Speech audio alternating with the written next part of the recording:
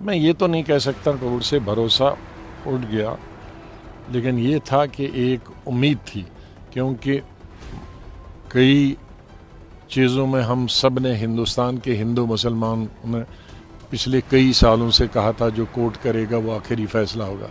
जैसे बाबरी मस्जिद के बारे में कहा था, इसी तरह से और कई चीज़ों में कहा था और उसको स्वीकार किया था। तो अब हमारी उम्मीद थी कि सुप्रीम कोर्ट, क्योंकि वो किसी दल की, किसी पक्ष की, किसी सियासी पार्टी से ताल्लुक़ नहीं रखते हैं, और ख़ास तौर से आज की जो ये बेंच था वो बिल्कुल मैं कह सकता हूँ कि बहुत ही अच्छा बेंच था। लेकिन अब उन्होंने कॉन्स्टिट्यूशन को इंटरप्रेट किया और कॉन्स्टिट्यूशन के हिसाब से उन्होंने कहा कि 370 है, लेकिन मैं बुनियादी तौर पे कहता हूँ कि इसको ख़त्म करना 5 अगस्त 2019 को ही गलती थी।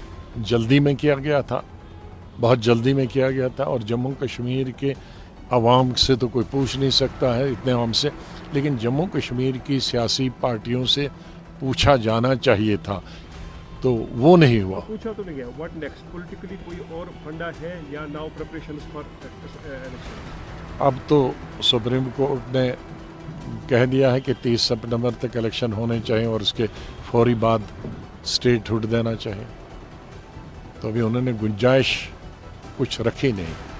तो अब ये कह सकते हैं कि ये जो फैसला था कोर्ट का,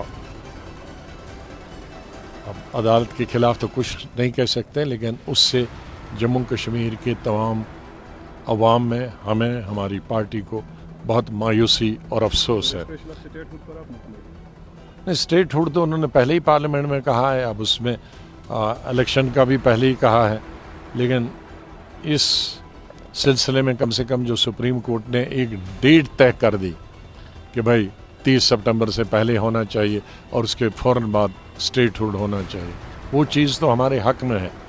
लेकिन जो दूसरी चीज़ थी जिससे हमारे जज्बात जुड़े थे, या हमारी तरक्की के लिए, हमारी मैशत के लिए, हमारी रोज़गार के लिए, बच्चों के रोज़गार के लिए, या ज़मीन महंगी ना हो, उसके लिए जो चीज़ें थी वो हमें नहीं मिल पाएंगी।